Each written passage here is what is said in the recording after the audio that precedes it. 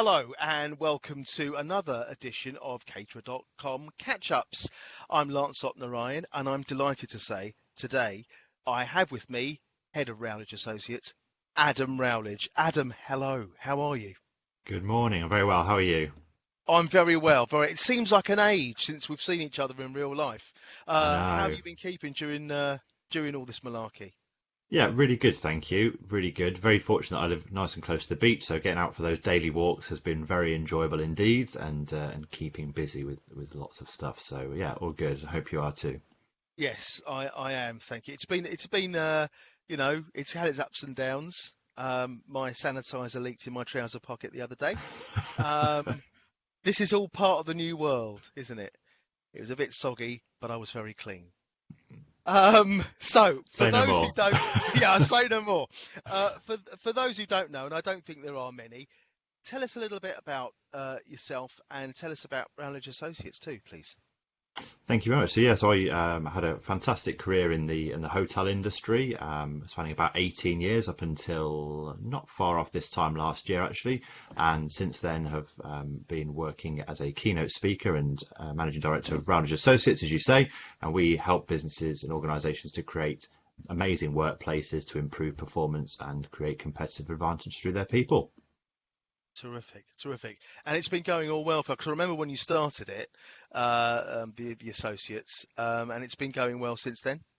Really well, yeah. It's weirdly going to be a better sort of time over the next few months than it was for this time last year, which you'd have thought, given everything, wouldn't possibly be the case. The only difference is this time last year I was traveling off to Japan and Dubai and New York, and I'm going to be doing most of my work from the comfort of my own home for the next few months. But that's got its advantages as well, for sure. Yeah, yeah.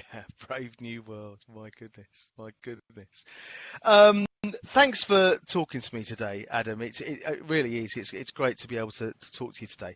I'd just like to begin by asking you, with so much change across the structure of hospitality teams right now, and there's been so many job losses, unfortunately. How do you think employers can sort of best maintain engagement with their workforces just to ensure retention and productivity? Yeah, I think there's never been a more important time to focus on our people, and I think that's going to be the key for businesses to be successful over the next sort of 12 to 18 months. I think we all know how challenging an environment is going to be from a customer perspective and guest perspective, and the only way to really deliver that is going to be through our people, and really going back to the basics of what makes a great employee experience. So starting with being fundamental about our values and focusing on those and how we exhibit those internally, because the way that we exhibit our internal values is the way that we exhibit our external sort of brand promise, if you like. So I think that's going to be the cornerstone really of what we do. And I think a lot of the things that have been really focused on over the last few months, especially when we were in the kind of the tightest period of lockdown, really just driving home the importance of communication and trust within our teams as well. So communicating as regularly as possible, understanding the needs of our team, and being as open and honest. That radical candor is going to be really important, because I think we all recognise they're going to be more challenging times ahead. It's not over by a long stretch. We all need to kind of really pull together on this. So I think that's going to be the key thing. And I know that we're going to sort of talk a little bit about well-being, but it is going to be challenging, and I think we need to really look after the well-being of our teams during this time, because it's great to have an engaged team, but you can actually have an over-engaged team, and that can lead to burnout, which is very dangerous as well.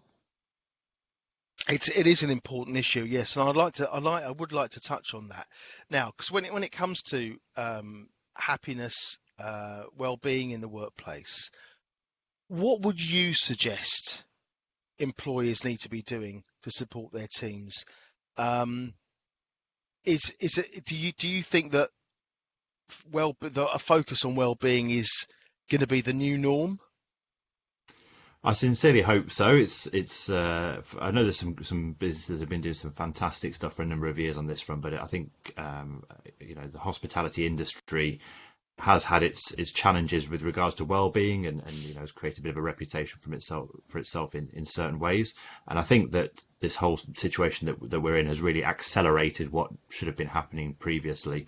And a lot of businesses have taken a much more proactive approach to doing this. So I think that's the real key, is to be proactive in doing it, because there's some good resources to help us deal with things when they're not as we need them to be for our people, like employee assistance programs and so on. But really creating a great employee experience and understanding the needs of our teams is the key to this, because everyone's got different needs. Some people, for example, don't really need to come to work for the money. They just come to work because they want the kind of the social aspects of it, and they find it really engaging, and they need that kind of for mental stimulation. They perhaps wouldn't do it if they didn't get paid, but for other people, the financial well-being thing is much more important. And everyone has different stuff going on in their lives. So as well as work, the fact that we're having to deal with obviously the situation with COVID-19, and people have got all sorts of different things going on. So I think really engaging with every single different team member and understanding what their needs are is going to be the key to maintaining that. And ultimately we will get through this, because there are challenges. We had the 2 years worth of global financial crisis, and there have been many other things. So I think that's going to be the key to really make sure we're able to position our teams, because we don't want to have well-being issues in our teams for the business sake as well as for the sake of our people, because things are really tight as they are, and we can't really afford, from a business perspective, to be losing people through not looking after their well-being and having to recruit new people. I know the jobs market is very different to what it was 12 months ago, but still there's a massive cost and an investment into recruiting people and training them up to the level where our existing team members are. Well, everyone's got their own ideas of what a good well-being program should be or can be. What in your mind, what would be? Obviously it depends from situation to situation, if you're a hotel, restaurant, whatever. But what do hospitality leaders need to be focusing on, do you think?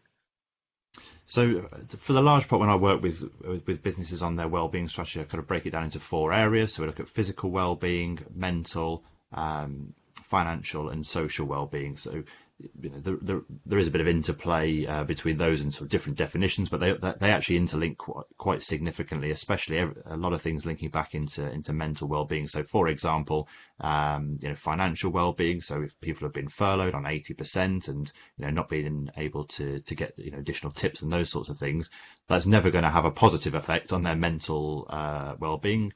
And as a result of that, they may then not be sleeping well, they may not be eating well, physical well-being gets affected, and so on and so forth. So I'd really urge people to sort of think about it in terms of those different categories initially, and just looking at the sort of the basic components, because if you improve all of these things a little bit, then it all sort of goes to help, and it doesn't have to cost necessarily a significant amount of money, which I think is a bit of a barrier for people sometimes, is they think, oh, it's going to cost us a lot of money to implement these things. But it can be something as simple as just looking in a bit more detail at rotoring, for example, to ensure that team members can get enough sleep between their shifts, but also that you're helping them to understand what can help them to get better sleep, in terms of when it's best to stop drinking of an evening, and when I say drinking, I don't just mean alcohol, but what sort of foods are good to eat late at night. How can you create a good environment to sleep? And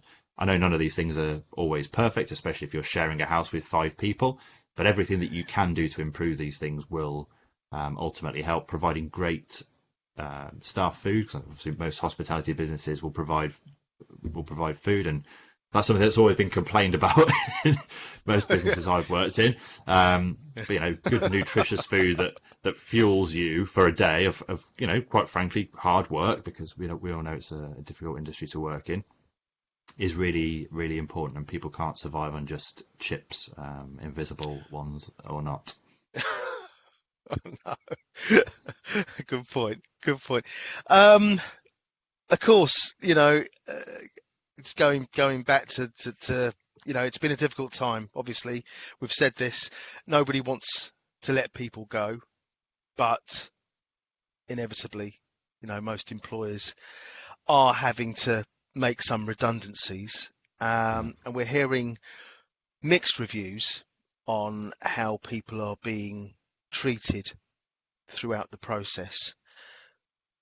In your experience, drawing on that, what's your best advice to employers on making sure that any redundancies are handled in the best possible way? Definitely, I think we all recognise we've been in this now for a number of months, and I think everyone is sort of quite realistic about the fact that this is going to happen throughout all organisations. But I think the key really is to be very open about things. And I've spoken to a number of people in the industry recently who are very sort of anxious because of the level of uncertainty still. They're still on furlough, don't know if they're going to be coming back, when they're going to be coming back, if it's going to be on the same term, same position, that sort of thing. So I'd really urge employers first and foremost to have those open conversations. Even if you don't know the answer, it's okay to tell people that we don't know the answer, but as much as we can do to create that level of certainty about something. So if it's if our minds wander, naturally we almost always think of the worst case scenario, and it may not necessarily be that case. But I think for me personally, I went through a redundancy when I worked at the Hempel, which was in 2012. Certainly very different situation to the one we're in currently, but the hotel was closing and everyone was being made redundant. And I just remember what a positive experience that actually was, which I know sounds a bit bizarre when you're losing your job, but the way in which it was done was sort of faultless in my experience, and that was through. Can you talk me through it? Talk me of through course. the process. Yeah, really. I mean, obviously there was the sort of the technical stuff that had to be done in terms of the consultation process, even though it was the hotel was closing and it was obvious that it all had to be done. We had to still do that.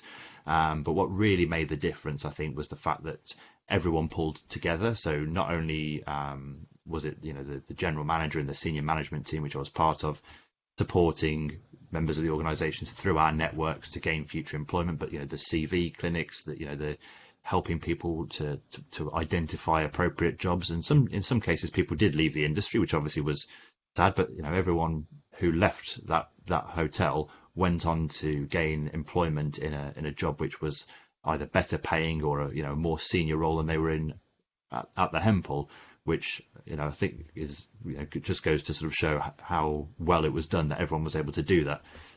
Very different situation now, obviously, with far fewer jobs available, but I still remember that very much there was a real sort of positive feeling of we were doing everything that we could to support people, make sure they had exactly what they needed, that they'd considered what the implications might be for them in terms of obviously some people had greater redundancy packages than others due to length of service and so on, and yeah, just a real sort of camaraderie of it. But it was all done very open, honest communication. This is why it's happening, because although some people are going to be made sadly redundant, some people are going to keep their jobs as well. And I think just as some people may have wondered why they were furloughed and other people weren't furloughed in some instances, Yeah. it's going to be the same with redundancy. Well, why is that person not being made redundant? And why? So just being totally honest with people is definitely the best way forward. And people will remember this because in a few years' time things will be much better,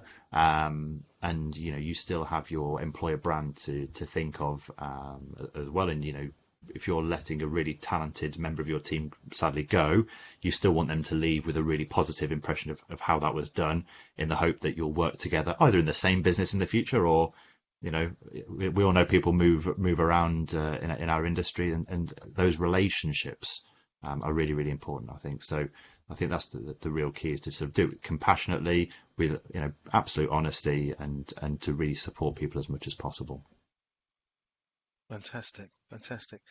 How do you see your role in what you do and your consultancy? How do you see it moving forward within the next year, let's say? How are you going to move forward?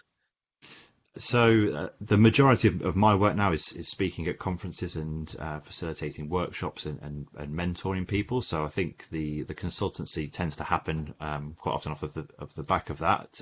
But certainly things are, as I said earlier, going quite well at the moment. So I foresee more of that. And because hospitality is one of a few industries that I work with, I'm not necessarily as exposed, if you like, to some of the challenges, but I'm really passionate about the industry, and it's difficult for me to not be in a business. I found it quite difficult to not be in a business sort of thinking, I wish I had a team that I could support, but then the benefit is I have lots of teams in lots of different businesses that I can help in some way at the moment. And I think we're still in quite a transition phase at the moment, obviously, with furlough coming to an end and some businesses still not even open yet, especially in London with in hotels. So still a bit of a period of uncertainty. But one thing is for sure, that our teams are going to be what help us get out of this.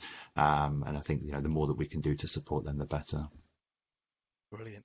Adam, I know you're very busy, so I want to thank you very much for talking to me today and taking the time to do so. No, it's It's great been to a speak real to you again. pleasure. Oh, always, always. And I hope we can get together in the not too distant future and clink glasses. That'll be great. Definitely. Thanks very Yeah, much indeed. brilliant. Thanks so much, Adam. It's been great. All the best. And you, bye for now.